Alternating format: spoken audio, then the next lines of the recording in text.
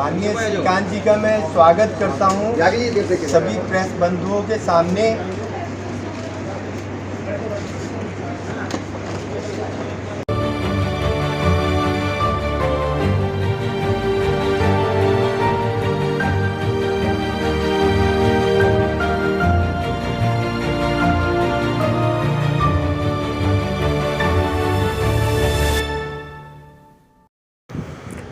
गाज़ियाबाद में राष्ट्रवादी नवनिर्माण दल ने एक प्रेस कॉन्फ्रेंस का आयोजन किया।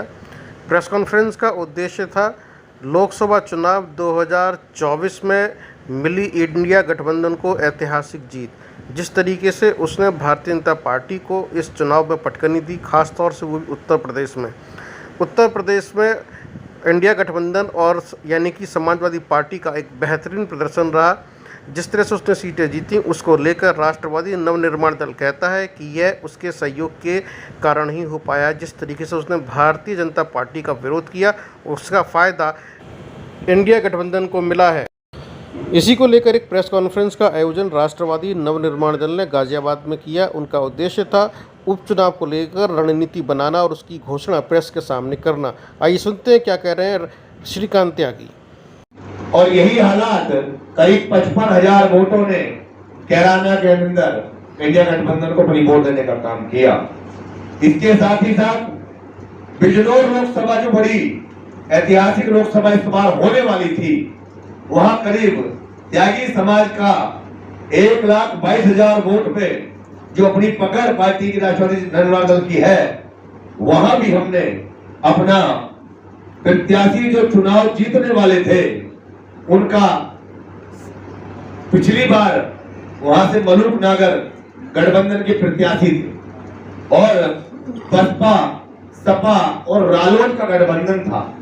भारतीय जनता पार्टी वहां राजा भदेंद्र सिंह को चुनाव लड़ा रही थी और आज के समय बसपा ने वहां पर विजेंद्र सिंह को चुनाव लड़ाकर कहीं ना कहीं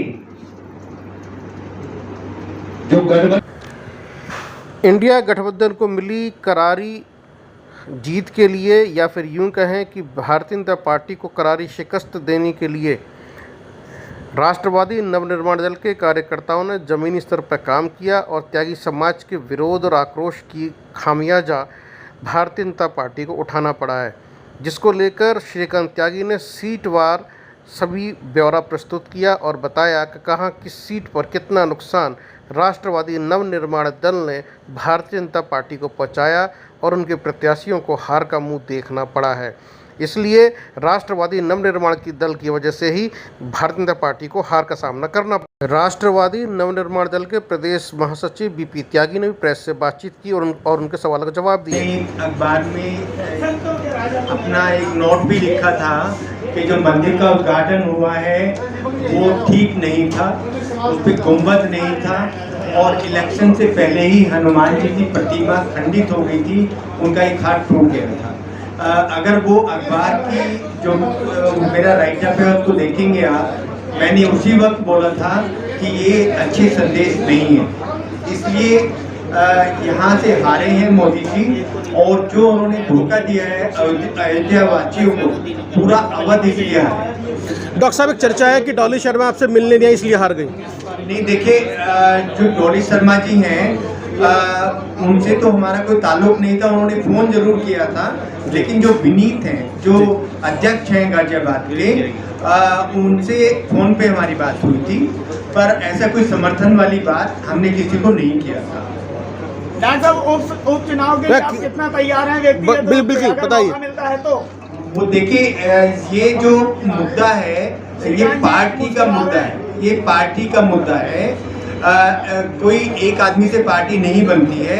जो सेंट्रल कमेटी है वो इसका डिसीजन लेगी, और अगर नहीं, आप चुनाव लड़ेंगे या नहीं लड़ेंगे अगर पार्टी कहती है? नहीं, अगर पार्टी कहती है तो हम तो पार्टी के छोटे से कार्यकर्ता हैं, हम क्यों नहीं चुनाव लड़ेंगे? मतलब आज से विधायक कहना शुरू कर दें? नहीं, बिल्कुल नहीं, बिल्कुल नहीं।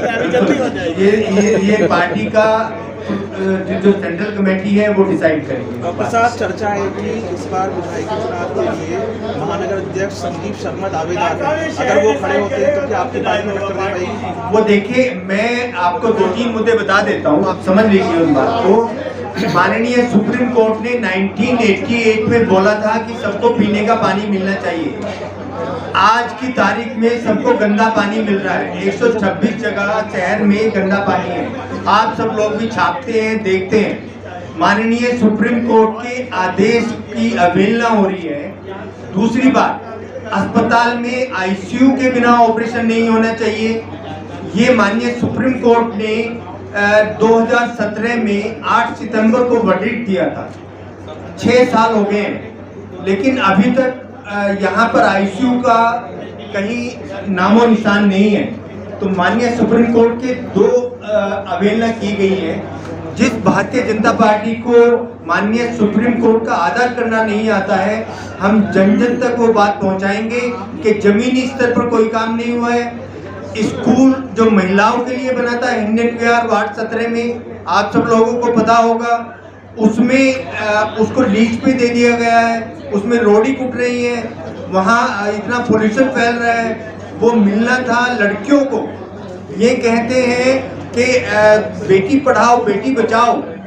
मेरे पास या हमारी पार्टी के पास ऐसे मुद्दे हैं, जब हम आएंगे मैदान में तो इनको एक एक चीज को ये बताएंगे कि क्या शहर के लिए इन्होंने किया है और जो ट्रिपल इंजन सरकार है वो क्या कर सकती थी।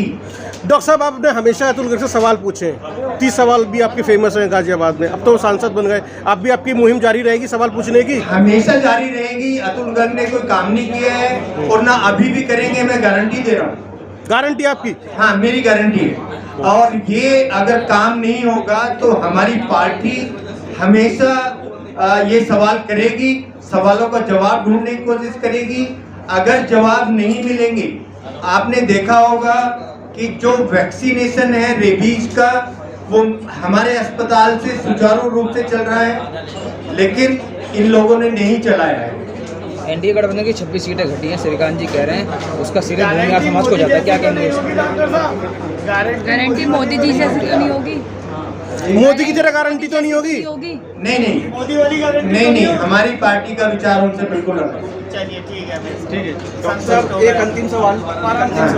26 सीटें तो उत्तर प्रदेश में आगामी उपचुनाव को लेकर राष्ट्रवादी नवनिर्माण दल ने अपनी रणनीति की घोषणा की है और उसने कहा है कि वह सभी उपचुनाव सीटों पर चुनाव लड़ेगा और भारतीय जनता पार्टी को करारी टक्कर देगा, यानी कड़ी चुनौती पेश करेगा।